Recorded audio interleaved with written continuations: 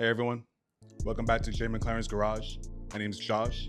A last lap past, a veteran's final triumph, and one more night under the lights, where Dale Jarrett reminded us exactly who he was. This wasn't a point race, nor was it a full field of cars. However, it was one of the most dramatic wins in Dale Jarrett's career.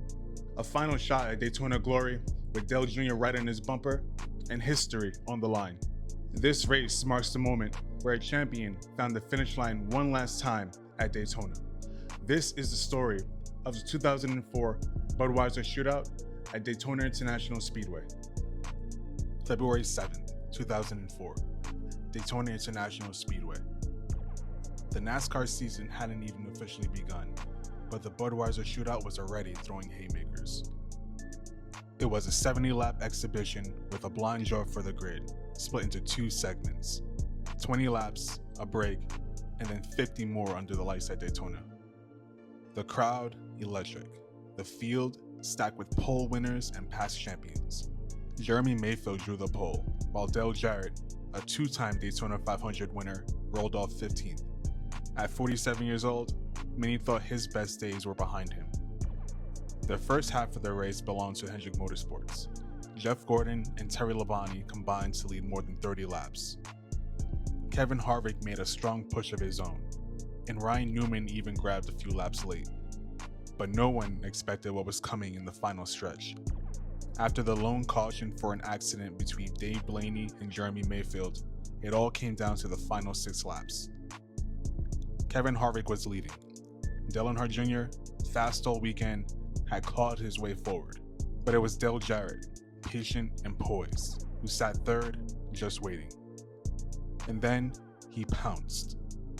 Coming to the white flag, Jarrett made a move, side drafting Kevin Harvick and clearing Jr. in one breathtaking move. The UPS Ford held steady through turn 4 as Jr. closed in on his bumper. But it wasn't enough.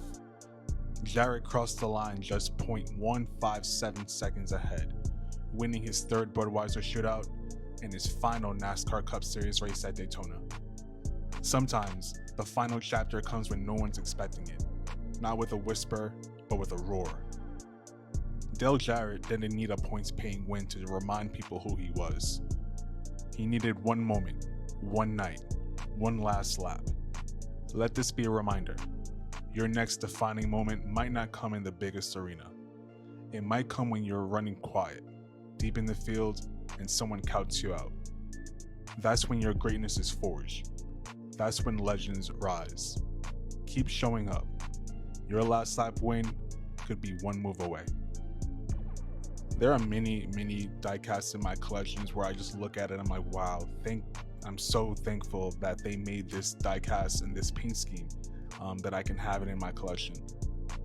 Dale Jarrett's UPS scheme between 2001 and 2003 were one of the most iconic ones in my opinion, and definitely one of the most iconic paint schemes during my childhood.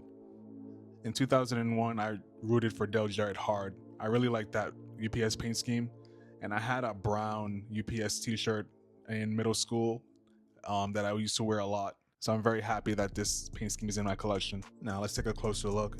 You see some specks of dirt on the nose of the car and some black grill tape across the top of the grill.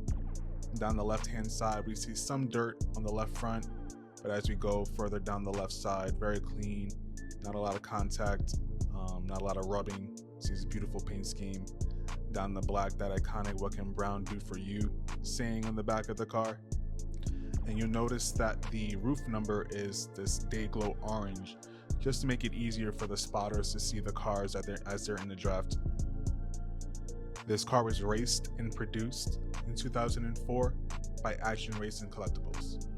This is an elite diecast and a standard finish. The production quantity on this car is 240, and the DIN on this specific car is number 100. So happy they made this car once again. Dale Jarrett went on to win one more race at Talladega. They didn't make an elite version of that diecast, they made an ARC, but I intend on getting that one at some point. This is the first exhibition diecast race win that they've made, and we're going to see quite a few more in the coming videos. As always, I appreciate you guys. Let me know in the comments, have you seen this race?